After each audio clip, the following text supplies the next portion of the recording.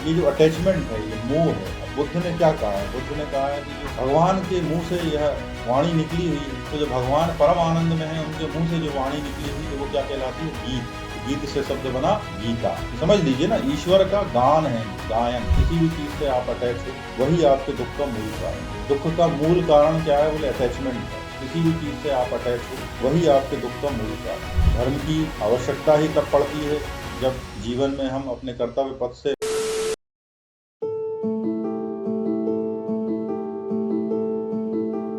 हरे कृष्ण। श्लोक क्रमांक 47 में एव मुक्त अर्जुना संख्ये रथोपस्थ उपावशत विसृज्य ससरम चापम शोक संविघ्न मानस। अब अर्जुन का जो शोक का समय है वो चालू हो जाता है। अभी तक द्वंद्व था, अब वो शोक में बदल जाता है, और ऐसा कहकर शोक युक्त होकर अर्जुन बाण सहित धनुष का त्याग करके युद्ध भूमि के मध्य में खड़े हुए रथ के मध्य भाग में बैठे। अब अर्जुन की स्थिति ऐसी हो गई है, जब वो शोकाकुल हो गया, उसका हृदय दुर्बलता से भर गया।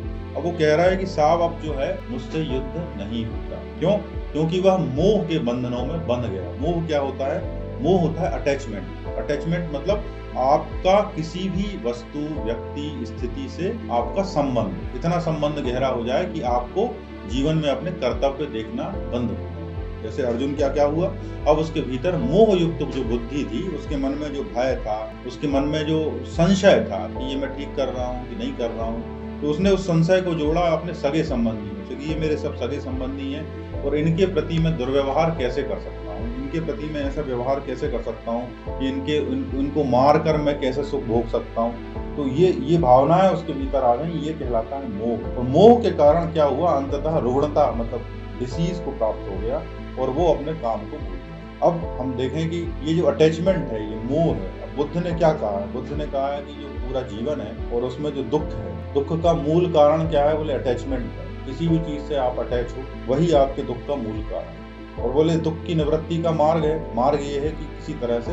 ये अटैचमेंट से आप बाहर हो जाए, मोह से आप बाहर हो जाए। यहाँ भी वही हुआ। धर्म की आवश्यकता ही तब पड़ती है जब जीवन में हम अपने कर्तव्य पथ से विपथ हो जाते हैं और फिर हमें लगता है कि कोई हमारा मार्गदर्शन नहीं। तो अर्जुन की स्थिति भी आज कमोवेश वैसी ही है, और अर्जुन जो है अब कृष्ण से मार्गदर्शन के लिए तैयार हुआ।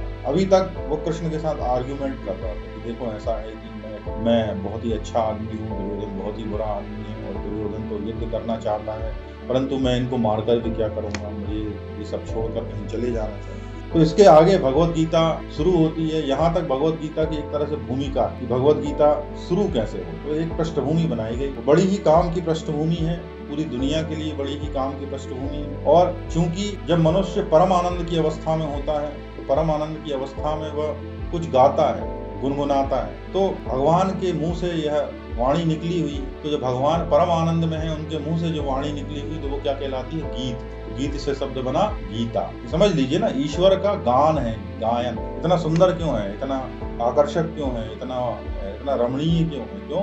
क्योंकि यहाँ पर भगवान ने अपने वचन कहे, इसलिए इसको बोलते हैं गीता। तो ये आज के समय में और कल के समय में समान रूप से महत्वपूर्ण है। ठीक है ना? ऐसा नहीं कि 5000 साल पहले इसको कहा गया तो 5000 साल पहले बड़ी महत्वपूर्ण थी, आज के परिप्रेक्ष्य में महत्वपूर्ण नहीं है। आज से 5000 साल बाद भी उतनी ही महत्वपूर्ण। क्यों? क्योंकि आज के जीवन के प्रश्नों का यह उत्तर हमें देती। जैसे आज के समय में हिंदू या सनातन धर्म के ऊपर एक बहुत बड़ी विपदा आ गई है। क्या विपदा है? कि बांग्लादेश में जो सरकार है उसने हिंदुओं के ऊपर अत्याचार चालू कर दिया। ठीक, अब हिंदुओं के ऊपर अत्याचार चल रही है। अभी मैंने कुछ दिन पहले न्यूज में सुना कि वहाँ जो इस्कॉन नाम की संस्था है, इस्कॉन अपना काम कर रहा है, वहाँ के प्रभु जी लोगों को गिरफ्तार कर लिया गया और इस्कॉन के ऊपर बैन लगाने की कोशिश की जा रही है। अब हम इसमें समझें कि भगवत गीता का क्या उपयोग है। क्या भगवान को यहाँ रक्षा करने के लिए नहीं आना चाहिए? क्यों? भगवान के जो मानने वाले हैं वो क्या हो गया? संकट में है, धर्म संकट में है। ऐसी स्थिति में भगवान को आना चाहिए, भगवान को सुदर्शन चक्र चलाना चाहिए। लोग बोलेंगे, जो भक्तों का विरोध करते हैं, जो लोग भक्तों की आलोचना करते हैं, वो तो कहेंगे ही कि देखो भगवान कहाँ है, क्योंकि जगन्नाथ हरे कृष्णा कर रहे हो, भगवान तो आ ही नहीं है। तो देखिए, भगवान आपके भीतर है, और आपके भीतर जो साहस है, आपके भीतर जो बल है, आपके भीतर जो विरोध करने की शक्ति है, वह भी भगवान ही है। आप ये मत समझ लीजिए कि भगवान कहीं और विदेश से आ रहे हैं, कि भगवान कोई सुदर्शन चक्र लेके हमेशा आना पड़ता है। कभी कभी अपने मत को या अपने भाव को पूरी तरह प्रकट करने के लिए ऐसा कोई अवतार होता है, लेकिन इसका मतलब ये नहीं कि अवतार चला गया तो उसका कोई प्रभाव ही नहीं है। आपके भीतर जो दुर्बलता है उसका सोर्स भी कहीं ना कहीं भगवान है, और आपके भीतर सबलता है उसका सोर्स भी भगवान है। तो आप यदि ऐसे संकट के समय में इकट्ठे हो जाते हो और इकट्ठे होकर भगवान की शक्ति से ही विरोध करते हो, क्यों? क्योंकि ऐसी शक्तियों का विरोध करना पड़ता है। ऐसी शक्तियां ये मानते हैं कि भगवान ने ही बनाई है। यदि मान ली दुष्ट बनाए तो वो भी भगवान ने बनाए, और देवता बनाए हैं तो वह भी भगवान ने बनाए। लेकिन इसका अर्थ ये नहीं है कि देवताओं को अपना कार्य नहीं करना। देवताओं का कार्य क्या है? बुराइयों से लड़ना। जो बुरी शक्तियां हैं उनको परास्त करने के लिए अपनी पूरी शक्ति लगा दो। नहीं तो भगवान तो है आपके भीतर, और आपके भीतर है तो आप सब खड़े हो जाओ। आप सब खड़े हो जाओ। जब पूरी दुनिया खड़ी हो जाएगी तो बांग्लादेश सरकार जो है, बांग्लादेश सरकार के ऊपर प्रेशर बनेगा। बांग्लादेश सरकार के ऊपर जब प्रेशर बनेगा तो ऑटोमेटिकली उनको उस तरह की एक्टिविटीज को प्रमोट करना बंद करना पड़ेगा। और इस्कॉन जैसी संस्था तो बहुत महत्वपूर्ण है। इसलिए महत्वपूर्ण है इस्कॉन संस्था, इस्कॉन संस्था पूरी दुनिया में है। 200 देशों में उनके मंदिर है। यदि 200 देशों में विरोध चालू हो गया तो बांग्लादेश के ऊपर आर्थिक प्रतिबंध लग सकता है, और वहां की सरकारें जो है बांग्लादेश के प्रति अपना व्यू बदल देंगी। और ये मोहम्मद यूनिस या उनकी जो सरकार, जो कट्टरपंथी लोग हैं, वो लोग इस विरोध को नहीं सह पाएंगे और उनको अपने जो उनकी टेंडेंसी है उससे बैकफुट पे जाना पड़ेगा। और भगवत गीता ऐसा कभी नहीं सिखाती है कि किसी और की मान्यता, आस्था उस पर उठा रखा।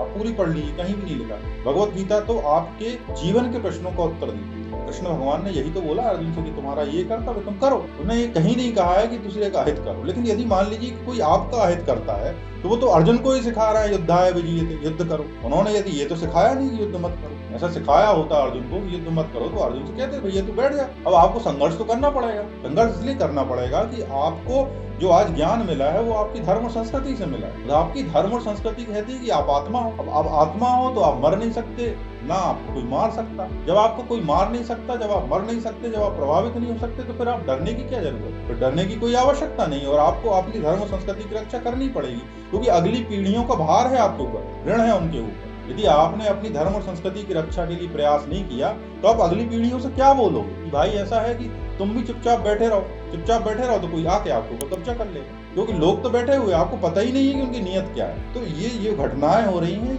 ये घटनाओं होने के बाद आपके ऊपर और प्रश्न चिन्ह लगेगा। आपसे लोग बोलेंगे देखो भाई भगवान तो आते हैं, भगवान जैसी तो कोई चीज ही नहीं है। क्यों?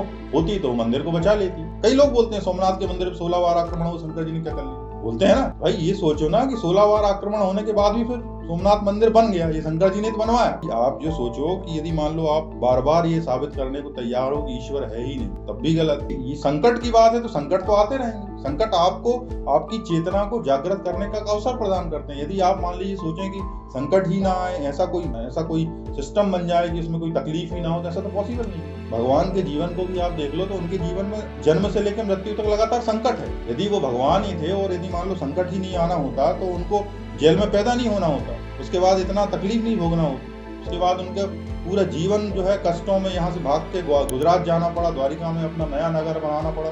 क्या जरूरत थी? आपको भी सोच लो कि एक घर से छोड़ के दूसरा घर जाना पड़ता, कितनी तकलीफ। फिर आखिरी में उनको एक बहेलिया ने तीर मार दिया और वो चले गए इस धाम से शरीर के रूप से। तो भगवान को भी कष्ट सहना पड़ता है। तो ऐसे ही सभी लोगों को उनकी स्वरूप के अनुसार कष्ट सहना पड़ता है।